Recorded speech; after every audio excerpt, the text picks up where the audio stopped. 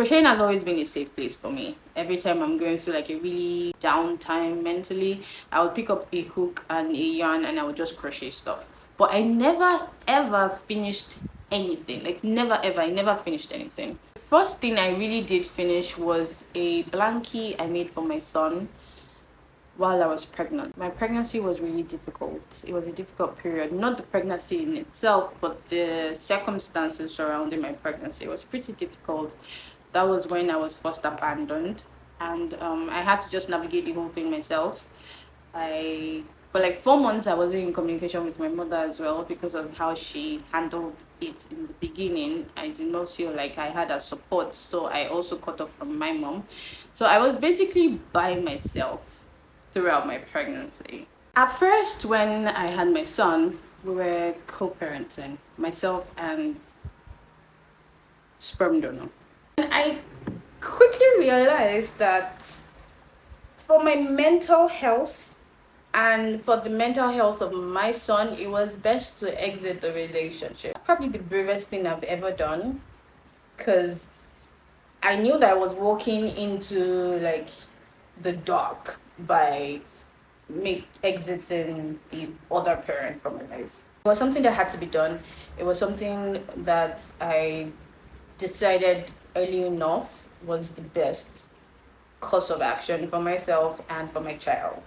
And of course, it came for me, and then did a whole bunch of stuff. Like the first 2 years after doing that, I lived in absolute fear and terror for my life and the life of my child. I went into hiding. I had to shut down everything, all of my social media, so I couldn't be traced. I couldn't work. I couldn't do anything. I was just basically living in limbo and in fear. I was living my hell on earth, basically.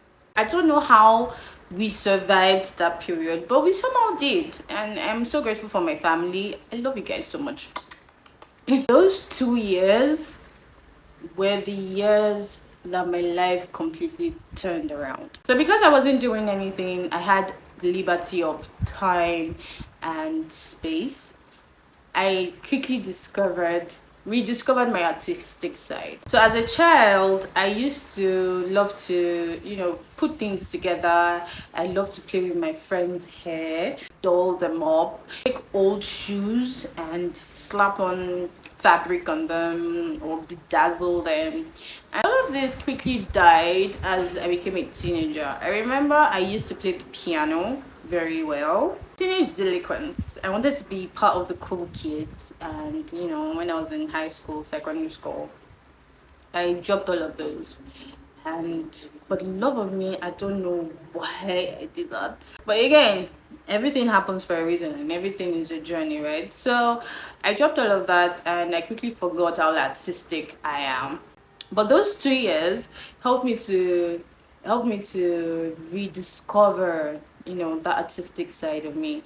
So out of boredom and again luxury of time, I decided to do a few things here and then in the house. I remember starting a wall mural that I never ever finished. I was doing a lot of stuff. I was crocheting, I was painting, I was bedazzling. I was really all over the place at first, but I also understand that was me trying to find myself again.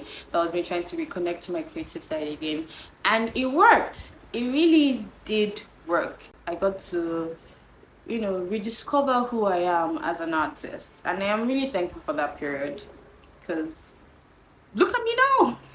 Since then, I have gone ahead to sell a lot of my pieces, a lot of my creations, and right now I am building a whole brand around my art. So Jar Forever started out as a buying and selling brand. I would just buy pieces and resell. It was quite easy. Buying and selling is much more easier than creating.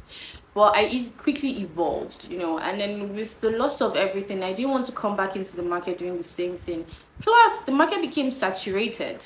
Really, really saturated, and I knew I wanted to stand out. I'm always one who wants to stand out. I'm never wanting to blend in. Never ever in my life have I wanted to blend in. Okay, maybe when I was in secondary school and I was trying to be cool and which was stupid, by the way. Don't ever try to blend in. Don't ever try to be like everybody else. Try to be like yourself. The only competition that you have is you and yourself, nobody else. fuck everybody. Childhood did change me. It changed me in a lot of ways, and it brought out the side of me that I did not even know exists. A side of me I'm still discovering. A side of me I'm still, learning about. A side of me that is filled with so much color and sunshine and rainbows and stuff like that. How has that affected me business wise?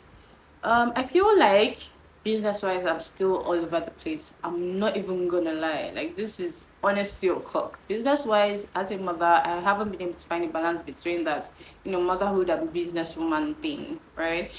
All I'm really just focusing right now on is creating, being an artist, expressing myself through my art. I haven't been able to, fully grasp the business side properly.